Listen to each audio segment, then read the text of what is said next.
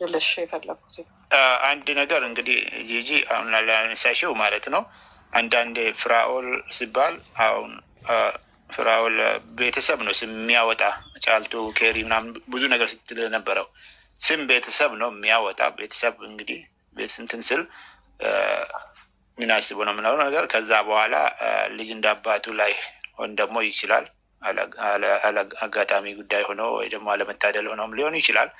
ዞሮ ዞሮ ጂጂ ከተናገርሽውም አሁን ካለው ብልጽግና ጋር ራሱ ትስስር አለው ወይ?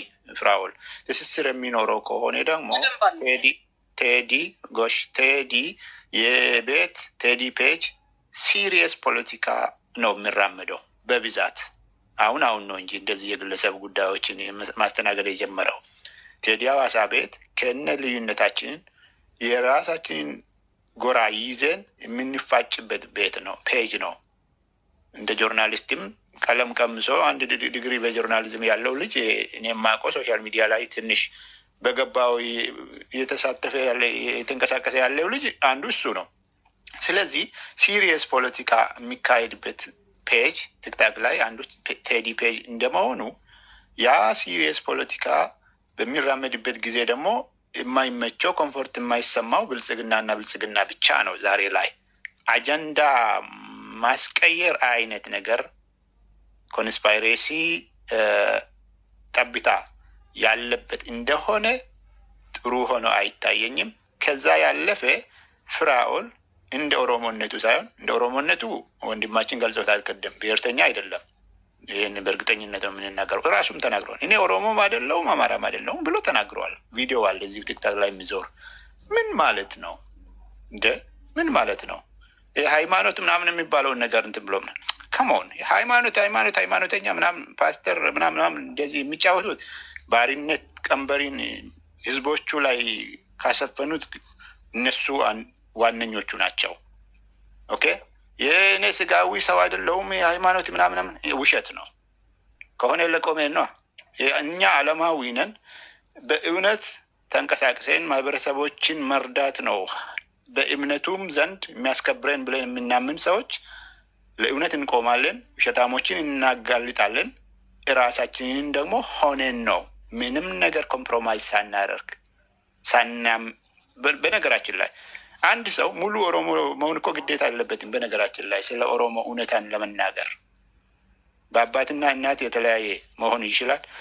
በአባትም በእናትም ከሌላ ብሔር ብሔረሰቦች ተወልዶ የእውነት ባሪያ ከሆነ አንድ ሰው ለሌላው ብሔር ብሔረሰብ እውነት ጠበቃ ሊቆም ሙሉ መብት አለው። ለምሳሌ የኔ አይደንቲቲ ያ ነው።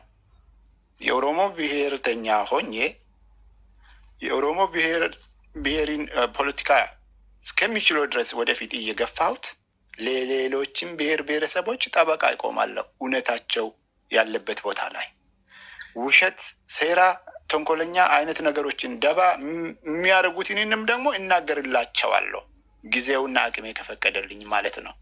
አንድ ጥያቄ አለ። ስለዚህ እያልኩ ያለሁት ፍራኦል የፖለቲካ አስተላለፉን ደረቱን ነፍቶ በነገራችን ላይ እኔ የሚደግፈውን አንድ ቀን የወዳ ቤት ወንድሜ ፍራኦል ማለት ነው እንደ ግለሰብ ያሳዝነኛል። የተዶለተበትን የተዘመተበትን አልደግፈውም።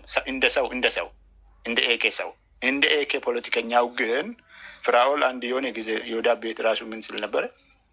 አባኦቦ ነው ኦኤልኤን ለመግለጽ ልክ እንደ ብልጽግና ልክ እንደነ አብይ ሸኔ ብሎ ሲናገር ዳለቻ ምን ብሎ ያርሞ ያስተካክለዋል መሰላችሁ? አይ ሸኔ አይባል ዳለቻ የብልጽግና ደጋፊ ሆኖ ማለት ነው። እኔም ፍራኦልም ዳለቻም አንድ ፔጅ ላይ ሆነን ፍራኦል የወዳ ቤት ሸኔ ብሎ እዛ ደረጃ ነው። ገብቶሻል?